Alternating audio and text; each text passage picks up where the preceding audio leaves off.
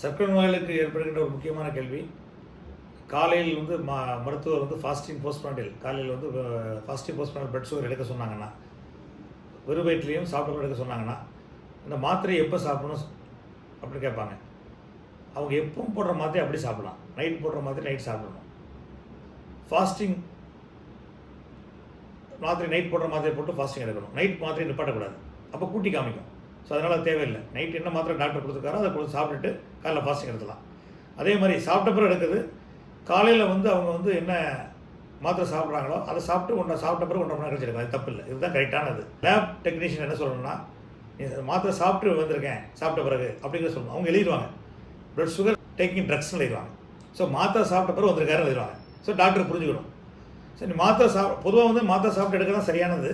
நீங்கள் அப்படி ஒருவேளை சாப்பிட மறந்தால் கூட, நான் இப்போ மாத்திரை சாப்பிடணும்னு சொன்னீங்கன்னா அது எழுதிடுவாங்க. ஸோ இது வந்து அவங்க டாக்டருக்கு ஈஸியாக புரிஞ்சுக்கணும், ஓ இப்போ மாத்திரை சாப்பிடாம எடுத்துருக்காங்கன்னு. ஆனால் எடுக்க வேண்டிய முறை எப்படின்னா, நீங்கள் வந்து என்ன மாத்திரை சாப்பிட்றீங்களோ அதை அவ்வாறே சாப்பிட வேண்டும். இரவு சாப்பிட்ற மாத்திரையை சாப்பிடணும், அப்படி காலைல ஃபாஸ்டிங் எடுத்துடணும்.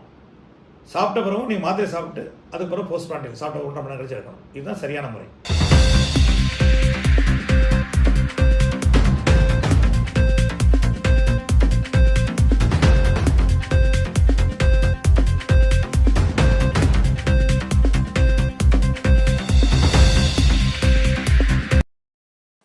நெல்லையில் ஒரு பாரம்பரியமிக்க நெய், ரத்னா பியூர் நெய். 100% இயற்கையானது, மனம் சுவை தரம் நிறைந்தது, பதப்படுத்தப்படாத ஃப்ரெஷ் வெண்ணெயில் எடுத்த நெய்.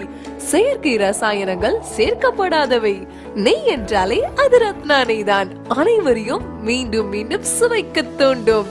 நெல்லையில் ஒரு பாரம்பரியம், ரத்னா நெய்.